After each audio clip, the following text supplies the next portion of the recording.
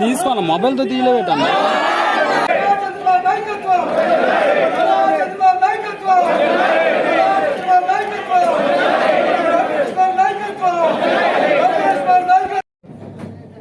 వాళ్ళ పేర్లు చెప్పారు.